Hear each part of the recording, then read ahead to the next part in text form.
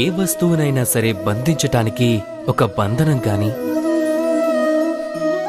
ఒక తాడు గాని ఉండటం చాలా అవసరం.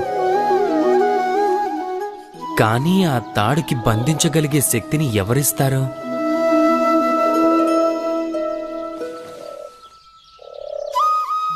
ఇవిగో ఈ దారాలు.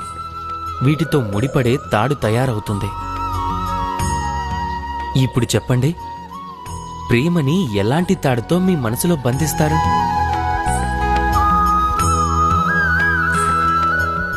ప్రేమ బంధించబడేది విశ్వాసంతో. ఆ విశ్వాసమనే తాడు యొక్క ఆధారం సత్యమనే దారాలతోనే ఏర్పడుతుంది. ఇక్కడ ఉత్పన్నమయ్యే ప్రశ్న ఒక్కటే, సత్యం అంటే ఏంటి? సత్యం మన కళ్ళతో చూసేదా?